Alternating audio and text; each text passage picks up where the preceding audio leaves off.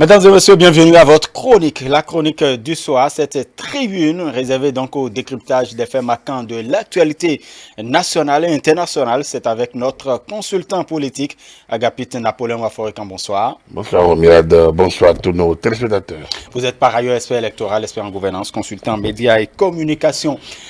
Le PRD voudrait se pencher maintenant sur sa participation donc à l'élection présidentielle de 2021 et donc la direction exécutive nationale décide de la mise en place d'un comité préparatoire pouvant s'y prononcer et donc à travers donc les instances habilitées, à savoir le bureau politique, le conseil national et puis le congrès extraordinaire. Voilà, le PRD voudrait donc emboîter le pas, on pourrait le dire, à Mouel Béné au bloc républicain, à Agapit Napoléon Mafoïka. Peut-être. Mais bon, disons que c'est un processus normal. Et lors de leur université de vacances, il me semble qu'ils avaient dit qu'ils allaient participer donc, au processus Tout à fait. de désignation de candidature, ou bien ils allaient participer en tout cas. Ils seront présents dans le débat électoral pour la présidentielle. Donc, je vois qu'ils viennent de joindre l'acte à la parole. La question est de savoir, est-ce que le PRD a suffisamment de ressources pour avoir un candidat? Pas évident. Pas évident. Je peux me tromper, mais à l'étape actuelle, pas évident.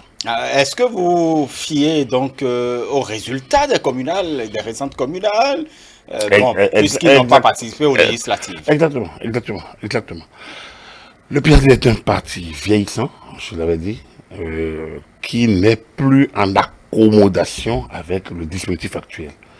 Et quand je le dis, c'est pas pour faire mal au parti, bien au contraire, parce que certains pensent que c'est pour saquer le parti, pas du tout. Mais c'est une analyse. Elle est réelle, elle est tangible, elle est visible, hein, elle est concrète. Le PRD est bâti sur la personnalité, l'image du président Adrien Ngouidi. Et depuis 30 ans, c'est le personnage qui incarne le parti. Depuis 2011, Adrien Ngouidi n'est plus qualifiable pour la présidentielle. Et donc, le parti a perdu nettement toute... enfin, les militants sont un peu désarçonnés dans la mesure où un parti, c'est la conquête et l'exercice du pouvoir. Et quand le leader ne peut plus le faire, il y a pas, et le parti n'a plus un autre leader, hein, il y a aucune personnalité n'incarne le parti que le président fondateur, qui n'est plus qualifié, ça pose le problème donc de la vie réelle du parti. Le parti a raté les occasions donc de rentrer dans le nouveau dispositif en se maintenant en place et en ne s'ouvrant pas à d'autres dynamiques. Que peut faire le parti?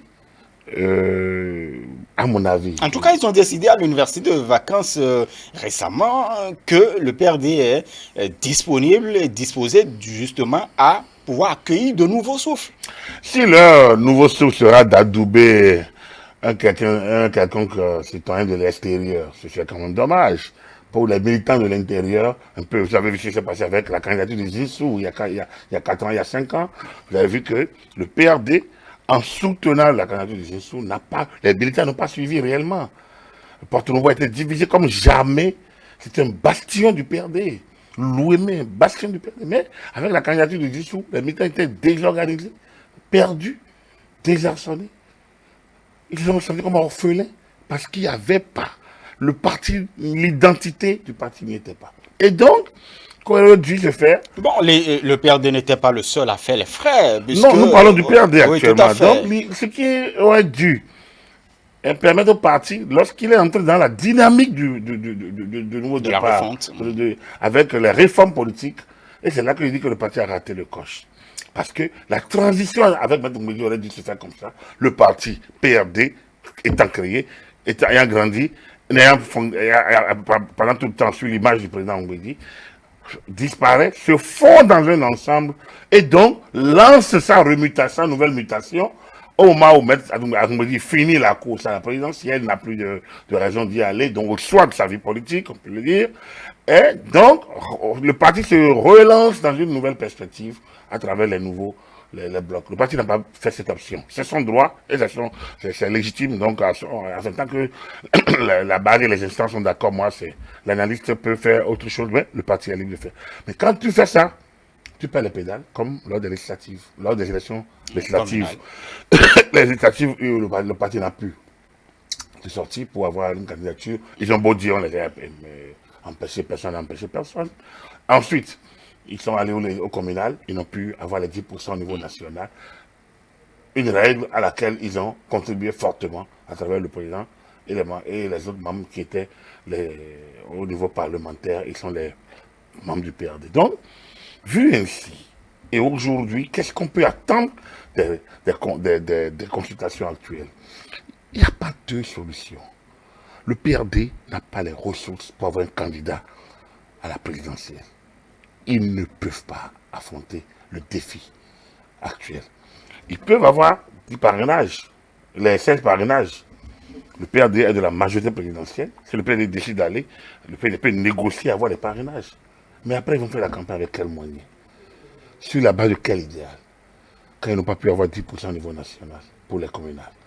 Donc, c'est déjà que ça handicape le parti. Donc, il ne reste qu'à soutenir la candidature du chef de l'État. Et c'est justement le PRD choisissait Patrice Talon comme candidat donc, du parti du Renouveau démocratique. Qu'apporterait le PRD quand on sait que, en réalité, le PRD ne dispose pas véritablement aujourd'hui de députés ni rien du tout.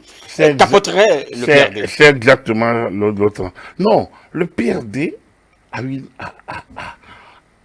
âme. Le PRD est un parti régionalisé aujourd'hui, enfin, qui a fini par se recroqueviller au départ au niveau de l'OME. Donc le parti est encore là. Les maires UP, peut-être BR de l'OME savent bien qu'ils sont sur la plate-bande du PRD. Mais après, en soutenant Patrice Talon aujourd'hui, le PRD apporte quoi? Apporte son âme, c'est sûr qu'au niveau de l'OME, leur voix sera importante. C'est pas rien. Mais en fait, c'est ça. Alors, et pourquoi après? C'est la question. Peut-être si on a envie d'aller plus loin. Sinon, si le PD nous donnons la candidature de Patrice, je pense que c'est la seule possible issue. Ça fait, c'est parce que, en soutenant une autre candidature, donc on parle du projet Aïvo, par exemple. Aïvo a été directeur de cabinet de Ben Mbedi. Aïvo a été militant de ce parti. Mais Aïvo est parti. Alors, si Aïvo qui est parti va revenir pour être adoubé par le parti, aujourd'hui, il y a des militants à l'interne qui risquent de se poser des questions. Et quand il y a des militants, des cadres à l'interne. Alors, ça va créer plus de crise à l'interne du pays. Et ça, les mêmes effets de 2016 produiront les mêmes causes. Produiront les mêmes effets comme en 2016. Donc, il me semble, et ça peut être des élucubrations d'analystes, j'en conviens, et donc, qu'on nous excuse au PRD, mais il me semble que le PRD n'a pas grand issue. C'est deux choses, prendre le risque d'avoir une candidature à l'interne, et donc négocier les parrainages et assumer les résultats, quoi quel qu'il soit. C'est peut-être ça, ce qui peut gérer la cohésion à l'interne. Mais vous avez dit c'est peut-être ça, ce qui peut gérer la cohésion à l'interne. C'est peut-être ça, ce qui peut gérer. Ou alors... Mais est-ce que le PRD dispose d'un leader autour duquel on pourrait se retrouver? Ou alors, j'avais dit soit avoir une candidature à l'interne, je réponds à votre question, ou alors soutenir le président Talon. Là également, c'est aussi une solution simple. Et après, le parti doit renégocier peut-être son repositionnement sur l'échiquier après.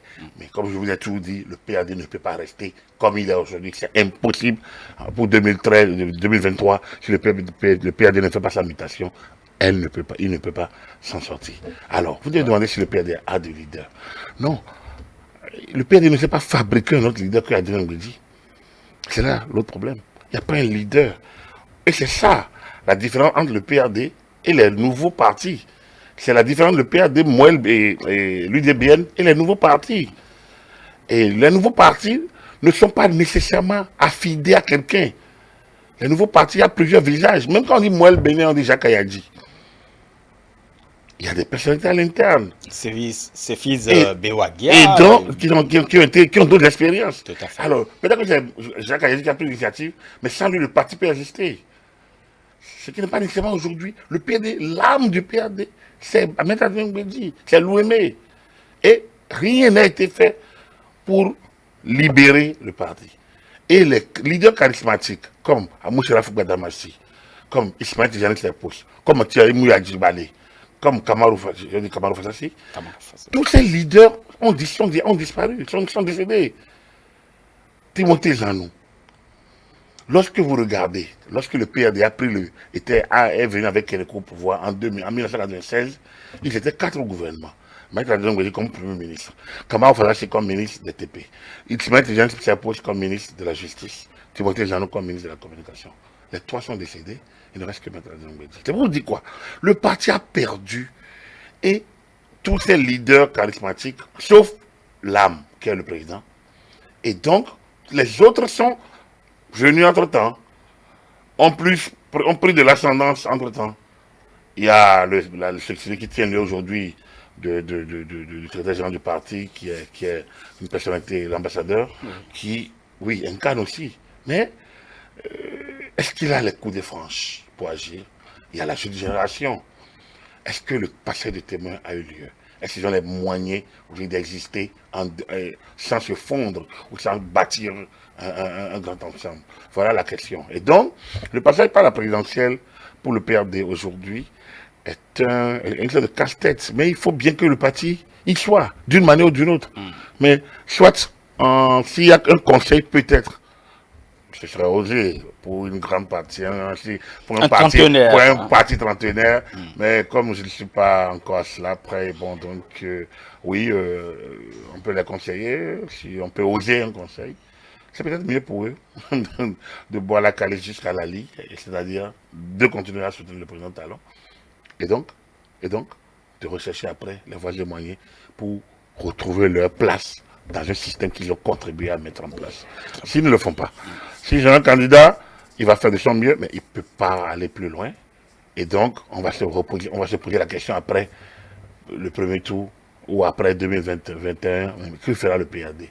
En restant à la place qu'elle a occupée depuis 2016, c'est-à-dire la majorité présidentielle, le PRD a aussi la possibilité, peut-être, de se retrouver dans les arcanes du pouvoir, de la gestion du pouvoir d'État, si le président Patrick Talon remplirait, et après peut-être de se refonder, de se retrouver dans les instances des autres partis, essayer de renégocier son positionnement à l'interne, et donc de faire l'habitation ou la transition afin de permettre à ses membres de continuer leur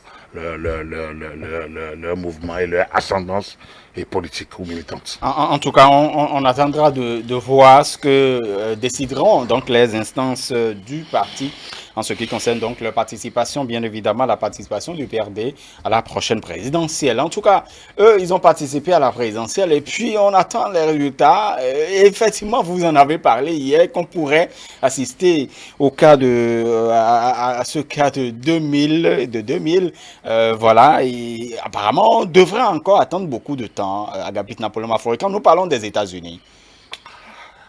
Il me semble clairement que Donald Trump a perdu. Sérieusement? Il me semble. Pourtant, il a dit clairement que nous avons gagné. Oui, il me semble quand vous regardez, parce qu'il a perdu l'Arizona. Depuis le matin, il était à 213 contre 238. Et il reste la Pennsylvanie qui est un ou deux jours. Et c'est passé maintenant à 248 pour Joe Biden et puis 214 pour Donald Trump. Voilà, donc du coup, il serait difficile pour le président Trump de gagner ces élections-là.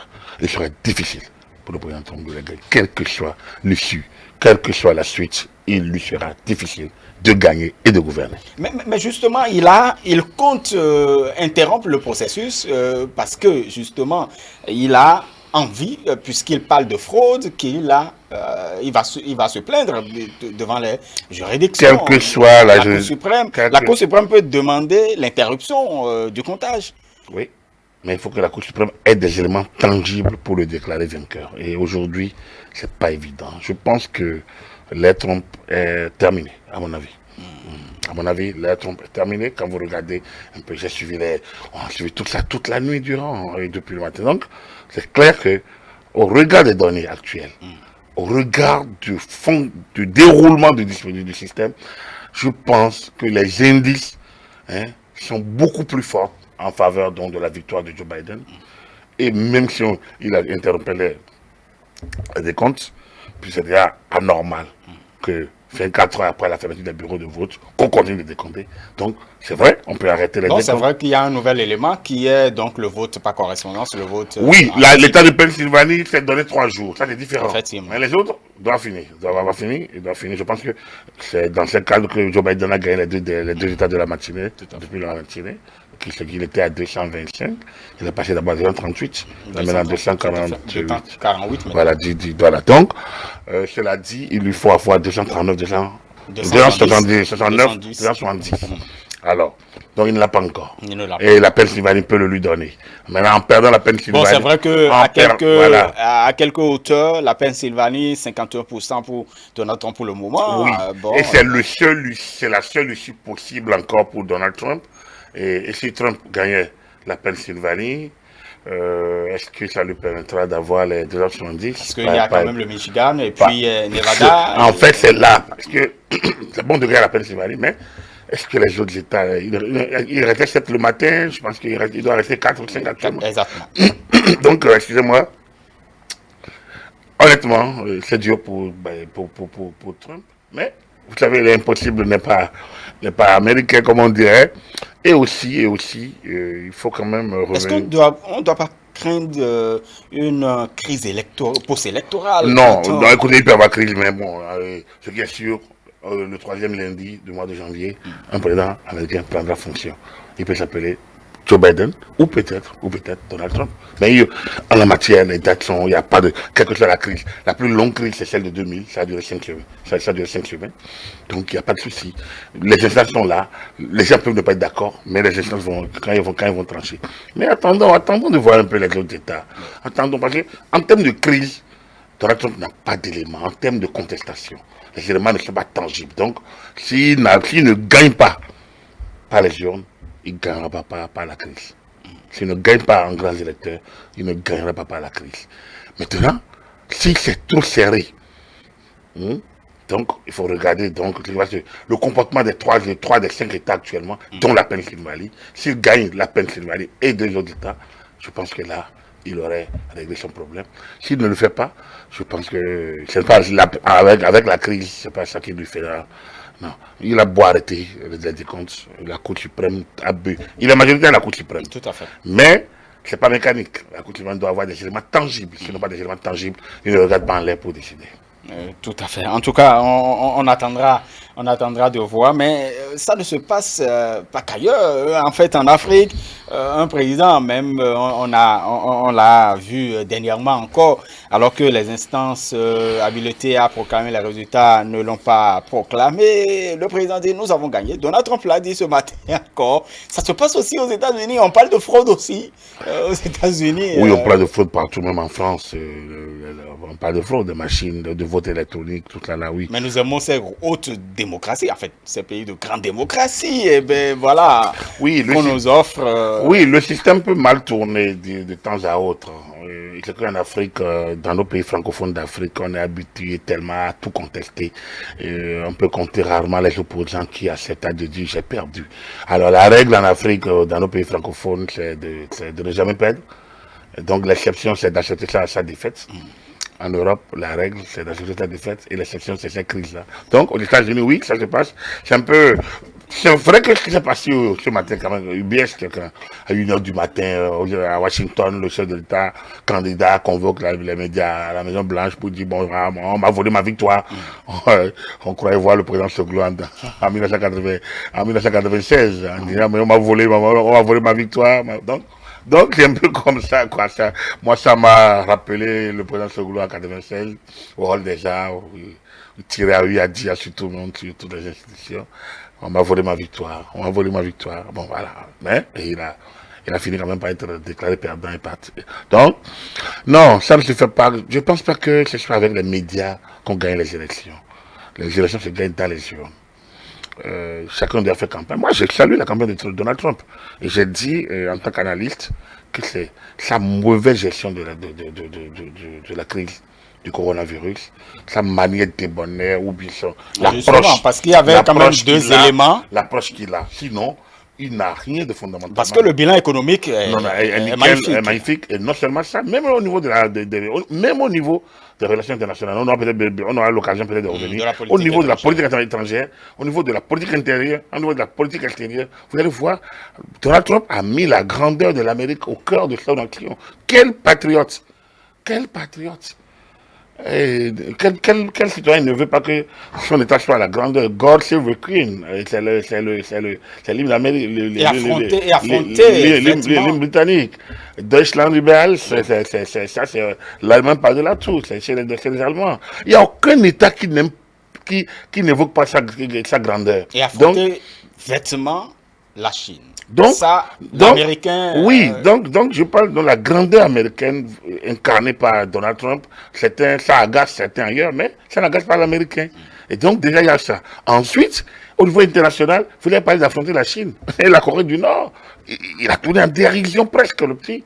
Donc, il a une manière peut-être qui n'est pas...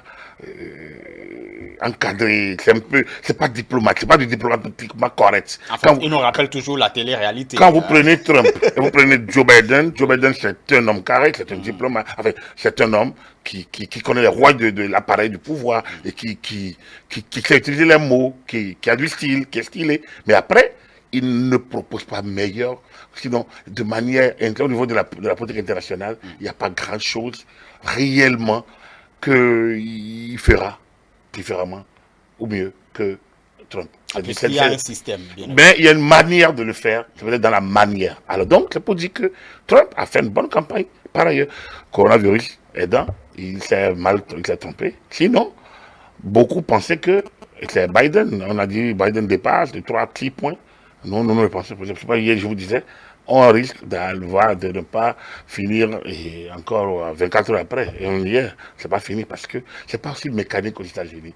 Il y a 4 ans, tous les médias disaient gagnant, Hillary Clinton, elle a perdu. Donc, c'est pas vous dire que le terrain, c'est le terrain qui gagne, ce n'est pas les médias. Et donc, s'il a perdu, il faut qu'il quitte la scène.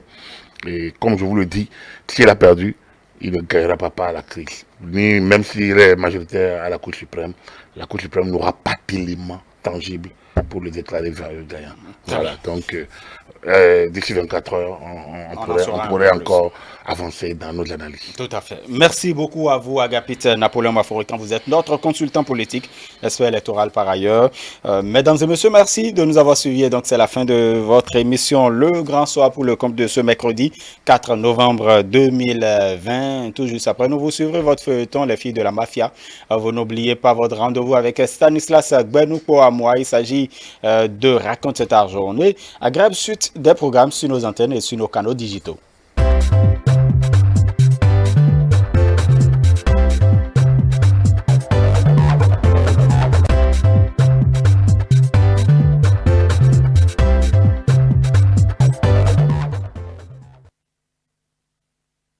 Retrouvez